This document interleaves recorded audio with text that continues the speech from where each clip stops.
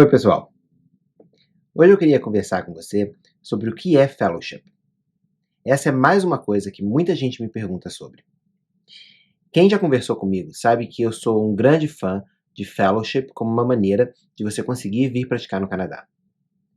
Mas é claro que fellowship não é para todo mundo.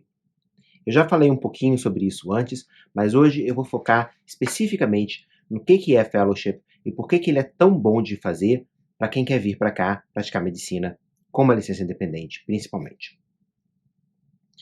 De uma maneira bem geral, quando eu falo de fellowship para vocês aí no Brasil, eu estou falando sobre International Fellowship. Fellowship é, na verdade, uma pós-especialização. É alguma coisa que você vai fazer depois da residência para se subespecializar numa certa área. Por exemplo, se você é anestesista, você pode fazer um fellowship em anestesia materno-fetal. Eu acredito que não seja materno-fetal, deve ser provavelmente obstétrica. Anestesia obstétrica. Se você fez medicina interna, talvez endocrinologia, você talvez possa fazer um fellowship especificamente em tireoide. Se você é oncologista, talvez você faça o seu fellowship, a sua subespecialização, numa área específica da oncologia, sobre um tumor específico, talvez leucemia, por exemplo. Então, fellowship é uma subespecialização. Quando eu falo International Fellowship, o que eu quero dizer? Eu quero dizer programas que são uma subespecialização, da mesma maneira, só que eles são voltados para médicos que não se formaram e não fizeram a residência aqui no Canadá. Por incrível que pareça, existe muita gente que não fez nem faculdade de medicina, nem residência aqui no Canadá, que vem fazer esses International Fellowships. Eu diria que o mundo da medicina acadêmica no Canadá praticamente não funcionaria se não existissem esses International Fellows.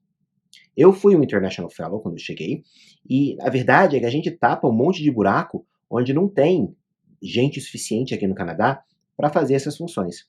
Os hospitais acadêmicos podem ser grandes, os attendings não dão conta de tudo, os residentes são um número limitado, os fellows canadenses são um número limitado, e acaba que os International Fellows pegam muitos desses dias e muitos desses plantões e acabam trabalhando por, em troca, receber um conhecimento naquela área. Agora, conhecimento não é a única coisa que você recebe. Eu já conversei com várias pessoas que me disseram alguma coisa do tipo: eu não quero fazer um fellow, eu não vou ganhar nada disso. Isso não garante que eu vou conseguir ficar no Canadá. É verdade, o fellowship não garante que você vai conseguir ficar no Canadá. Mas ele te dá uma vantagem fenomenal sobre as outras pessoas que vão estar concorrendo com você para uma vaga de residência ou até para uma licença acadêmica, que é aquela licença que você ganha sem ter que fazer a prova do Royal College para ser professor da universidade. Por que ele te dá essa vantagem tão grande? Simples. Esses fellowships, eles são oferecidos dentro da faculdade. Então, se eles estiverem precisando de alguém nessa área em que você está se especializando, eles vão te ajudar, talvez, a conseguir ficar, porque eles não tem ninguém aí naquela área. Se eles tiverem alguém naquela área, já é uma maneira de conhecer as pessoas para depois conseguir cartas de recomendação todas aqui do Canadá. Se eles gostaram de você, eles vão fazer o possível para ajudar você a conseguir o que você quer. É importante você ser upfront, você falar a verdade de certa forma, quando você fala que você quer ficar ou não. Mas é muito mais importante você não parecer que você está vindo fazer o fellowship só porque você quer ficar.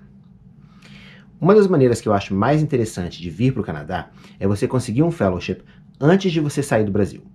Por quê? Porque assim, quando você chegar no Canadá, você já tem um salário. O fellowship, ele não é de graça. Você não tem que pagar, na verdade você ganha para fazer o fellowship. E o salário não é um salário ruim. Na verdade é um salário bem maior do que o salário de residente. Dá para sustentar uma família numa cidade como Toronto ou Vancouver sem muito problema. Dá para alugar um apartamento, você não vai ter problema fazendo seu grocery, dá até para viajar de vez em quando.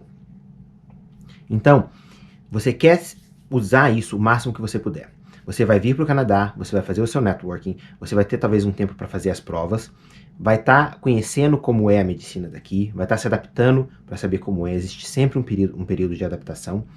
E ao mesmo tempo, você vai estar mostrando para as pessoas que você é competente, que você sabe o que você está fazendo, para depois você conseguir uma carta de recomendação para prestar residência, ou até para eles quererem que você fique e se junte ao grupo no qual você tá trabalhando.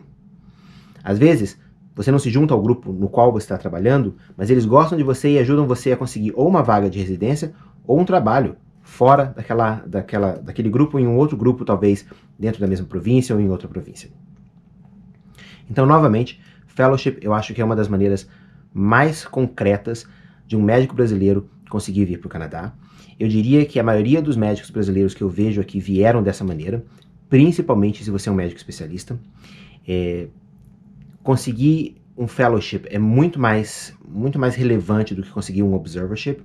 E eu diria que, de certa forma, é até mais relevante do que um elective, porque um elective você vai ficar aqui talvez no máximo 3 meses. Um fellowship você pode fazer 1 a 2 anos. Muitas vezes você pode engatar um mestrado, um doutorado, enquanto você está fazendo fellow, e você pode fazer até 3 anos de fellowship aqui.